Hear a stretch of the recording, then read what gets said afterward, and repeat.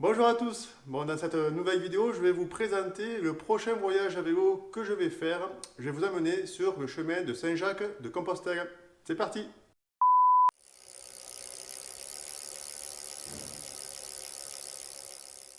Alors, pourquoi le chemin de Saint-Jacques de Compostelle? En fait, j'en sais rien. C'est vrai que, quel que soit l'endroit où on est en France, j'ai l'impression qu'on a toujours un chemin qui va à Compostelle à côté. Donc voilà, je me suis dit que c'était un itinéraire assez connu. Par contre, il y a un truc qui est certain, c'est que je ne vais pas le faire pour le côté religieux, ça je m'en fiche complètement à vrai dire. Bon, par contre, je respecte totalement ceux qui le font dans cette optique-là, dans un but spirituel, mais ça ne sera pas mon cas. Par contre, c'est une des questions que j'ai en tête. Je ne sais pas trop du coup comment ça va être perçu ça, le long du chemin quand je vais croiser des gens, parce que je pense que la majorité des pèlerins, des marcheurs ou peut-être même des gens à vélo, je pense qu'il y en a quand même une grande partie qui vont le faire dans un but religieux. Donc voilà, j'espère que ça ne sera pas un problème, on verra. Alors chemin de Compostelle, ça veut tout dire et rien dire à la fois. En fait, quand on fait quelques rapides recherches, on va s'apercevoir qu'il y a tout un tas de chemins qui mènent à Saint-Jacques de Compostelle. En France, vous avez, on va dire, quatre voies principales, c'est les gros sentiers principaux, on va dire. En France, vous avez la voie de Tours, la voie de Vézelay, la voie du Puy et la voie d'Arles. Ça, c'est les quatre, on va dire, principales voies qui mènent à la frontière espagnole. Elles se rejoignent toutes plus ou moins au niveau de Saint-Jean-Pied-de-Port, juste avant la frontière. Alors, laquelle choisir?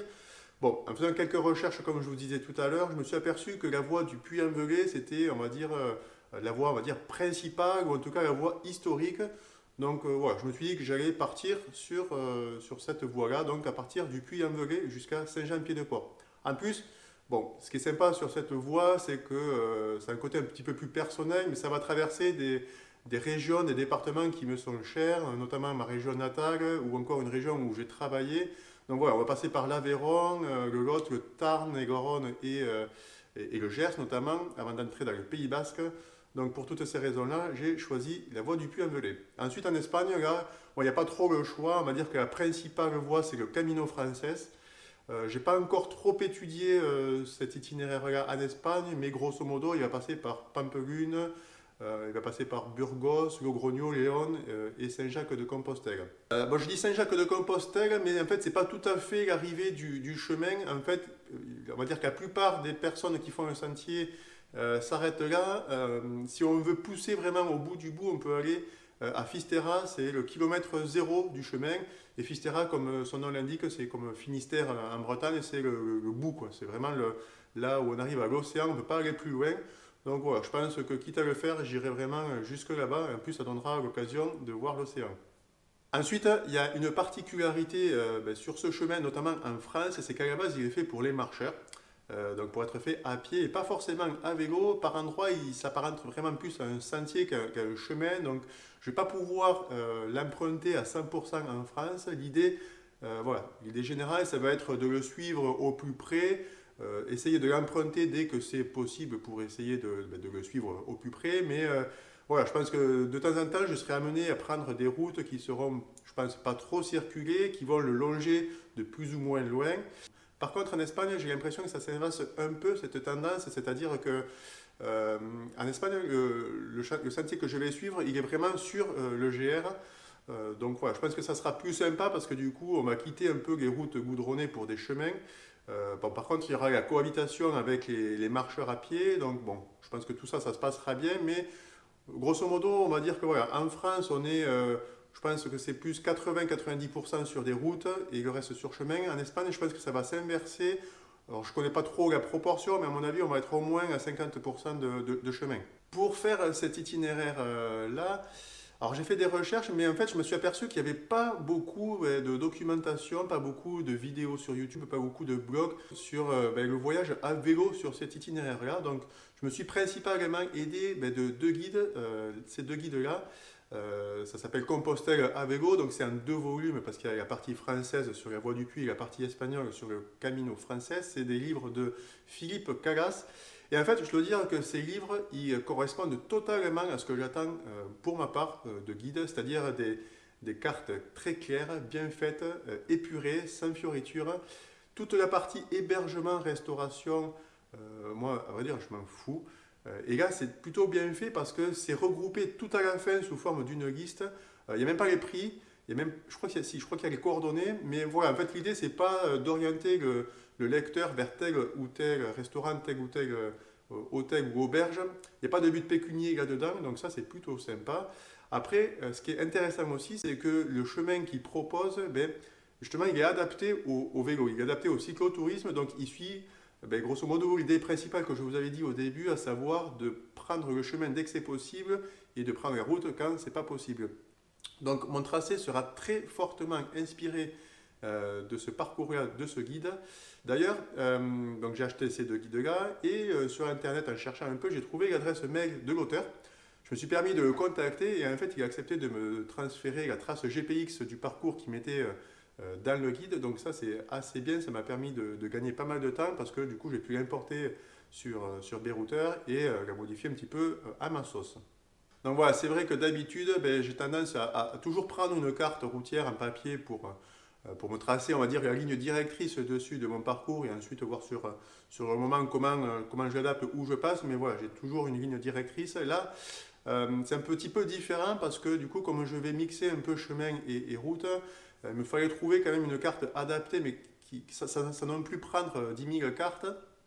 Et ce que j'ai fait du coup, c'est que j'ai pris les cartes de ce guide-là, je les ai photographiées, je les ai regroupées sur des pages voilà, que je me suis imprimé ensuite. J'ai stabiloté les différents types de revêtements, chemin ou route, pour savoir un petit peu sur quoi j'allais rouler. Et puis surtout, ça me permettra, je pense, de pouvoir me repérer quand je serai sur place.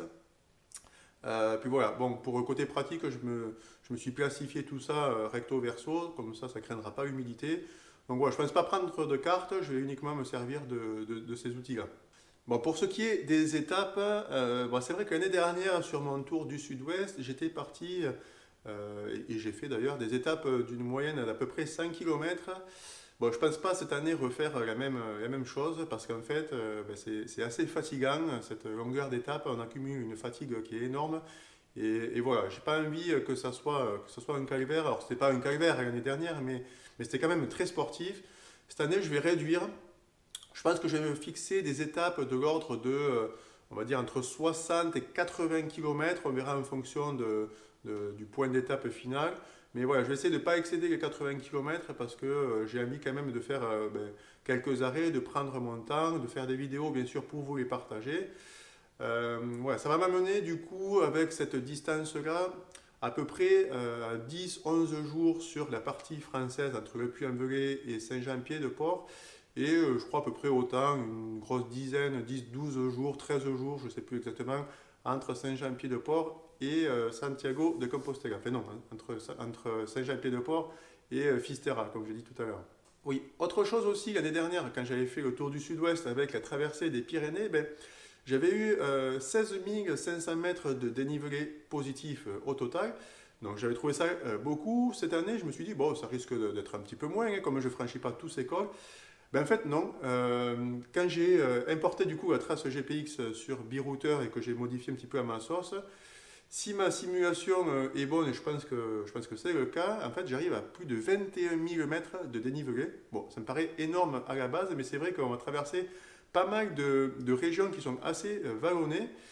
Donc 21 000 mètres, ça va être plus que l'année dernière.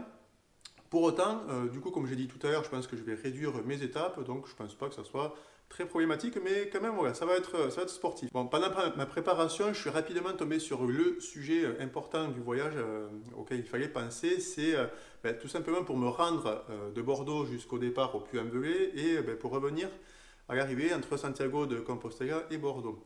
Je dis que c'est un sujet important parce qu'en fait, même si ça paraît simple, en fait, c'est pas si évident de trouver un moyen de transport pour me rendre au Puy-en-Velay.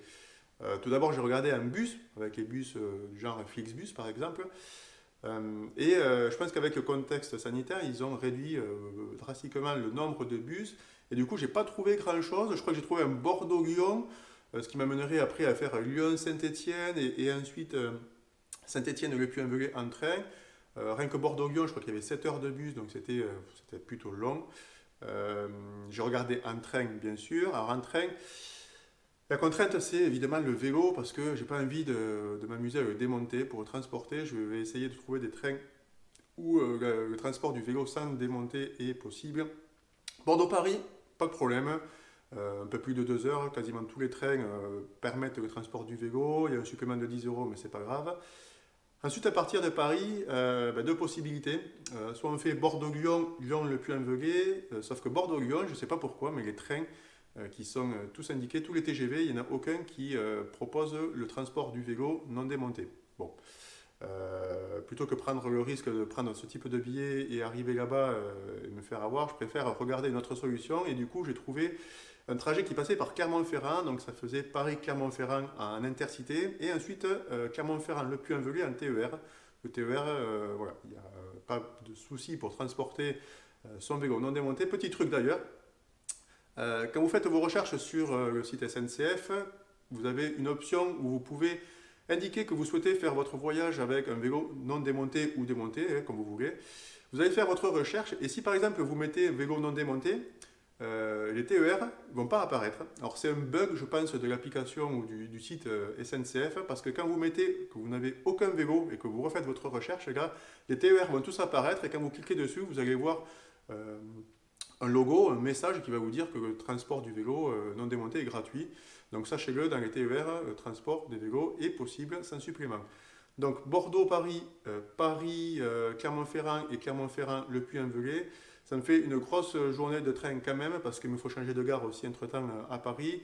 Ça va me coûter à peu près 95 euros de billets de train, tout compris. Donc voilà, un peu la galère, mais malheureusement obligé de passer par là. Au retour, bon, alors là, ça se complique encore plus. J'ai recherché sur pas mal de sites, de blogs, de forums aussi, et j'ai pas trouvé grand-chose.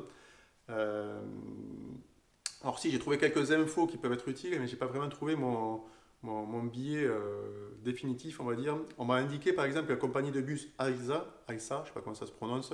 Bon, il n'y a rien sur leur site, il n'y a pas de trajet disponible. Peut-être c'est parce que c'est trop tôt, je ne sais pas, peut-être parce qu'il y a le Covid, je ne sais rien. Idem sur la compagnie de train, Renfe, rien non plus.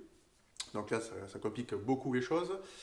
J'ai trouvé donc, sur le site de Correos, c'est la poste espagnole, un forfait avec un carton qui permet d'envoyer, d'expédier son vélo en France. Je crois qu'il faut compter 80 euros plus 12 euros de carton, donc ça fait on va dire 93 euros, parce qu'il y a quelques centimes qui se baladent, on va dire 93 euros pour expédier son vélo en France. Donc je me garde ça sous le coude. Bon, ce que j'ai trouvé pour l'instant, et c'est la seule chose, c'est un billet d'avion entre Santiago de Compostela et Paris avec Transavia. Ça coûte 35 euros, plus 49 euros de supplément pour le transport du vélo. Donc bon, ça fait 84 euros pour faire Santiago-Paris, et ensuite il me faudra rajouter bien sûr une trentaine d'euros pour faire Paris-Bordeaux. Donc on va dire ça fait 120, 130 euros tout compris. Donc a priori c'est pas mal, ça semble être la solution que je vais retenir. La seule chose qui m'ennuie dedans en fait c'est que toute l'empreinte carbone de mon voyage à vélo sera ruinée en à peine 2 heures d'avion. Donc ouais, ça c'est le truc qui m'embête un peu, mais bon, je sais pas trop comment faire. Si je suis obligé entre guillemets de passer par là, tant pis. Si vous avez des idées, si vous avez eu une expérience sur ce trajet retour, n'hésitez pas à m'en faire part. J'espère que ça me sera utile. Pour les hébergements, on ne va pas changer une formule qui marche. Je vais prendre ma tente, mon duvet et on va faire du camping. Donc peut-être je m'autoriserai quelques nuits en bivouac le long de certaines rivières en fonction des conditions météo et de l'envie, parce que je me dis souvent ça et puis finalement le soir je sais que j'aime bien prendre ma douche chaude, c'est un petit peu la récompense de la journée. Quitte à être sur le chemin de Saint-Jacques de Compostelle en mode pèlerin, on va peut-être tester pourquoi pas quelques gîtes ou auberges. Ça permettra aussi de croiser du monde le soir, de partager un petit peu nos expériences. Donc ouais, je pense que je ferai ça, surtout qu'à première vue, les auberges pour les pèlerins ne sont pas hyper chères. Il faut compter entre 12 et 15 euros la nuit, donc ça reste un peu plus cher que le camping, c'est sûr, mais bon voilà, ça permet aussi de dormir sur un lit, à tester. Par contre, en Espagne, c'est pas tout à fait la même. J'ai pas trouvé de camping sur tout le parcours, ou alors il y a quelques campings, mais c'est des campings énormes, en mode touriste qui reste sur son camping pendant toutes ses vacances avec des piscines et des trucs dans tous les sens. Donc ça, moi c'est hors de question. Moi je cherche un truc tranquille où me poser juste une nuit. et pas cher du coup, parce que les nuits c'est du 18-20 euros ou plus, non, c'est débile. Donc je pense que je serai certainement obligé de passer par des auberges, des albergues, comme ils disent. Euh, et sans doute, je pense que je ferai peut-être plus de bivouac sur le côté espagnol. Bon, alors, autant je fais pas ça pour le côté religieux, ça je vous l'ai déjà dit, autant je vais malheureusement pas pouvoir passer à côté d'un document. Ça s'appelle la crédentiale. C'est ce document-là, en fait, c'est un document qui va permettre, alors surtout en Espagne, mais je pense qu'en France aussi, ça permet grosso modo, si j'ai bien compris, de différencier les touristes des pèlerins, ceux qui font vraiment le chemin. Et ça leur est utile, ça va m'être utile notamment pour les auberges et les gîtes. Surtout en Espagne, apparemment, c'est obligatoire en fait d'avoir cette crédentiale si on veut pouvoir prétendre à une nuitée dans une auberge. Comment ça fonctionne? Alors bien sûr, il y a un business, je pense, autour de ça. Malheureusement, il faut acheter ce bout de papier. Donc je l'ai commandé là, ce week-end, ça coûte 10-12 euros, je crois que moi c'était 10 euros. Ça se présente sous la forme d'un carnet ou d'un dépliant. Et en fait, vous le faites tamponner à chaque étape ou à chaque lieu de passage sur votre chemin. Et donc ça atteste en quelque sorte que vous effectuez bien le parcours. Sans être matérialiste, je pense que ouais, moi je ne m'achète jamais de souvenirs de merde dans les lieux où je vais parce que j'aime pas ça. J'ai pas envie d'entasser des trucs inutiles chez moi. Mais c'est vrai que ce morceau de papier avec tous ces tampons dessus, je pense que ça peut être intéressant et sympa de le faire aussi pour ce côté-là. C'est-à-dire ça va faire un souvenir, je pense. Ouais, quand je rouvrirai ce petit carnet avec tous les tampons des différents lieux où je suis passé, je pense que chaque tampon va me rappeler un moment du voyage, donc ça peut être sympa aussi pour ce côté-là. Bon voilà, vous savez à peu près tout sur ce futur voyage que je vais faire au mois de mai-juin, on verra en fonction du contexte et de la météo. Si vous avez des idées, des astuces ou des retours d'expérience sur votre propre voyage que vous avez fait sur ce parcours, n'hésitez pas à les marquer en commentaire.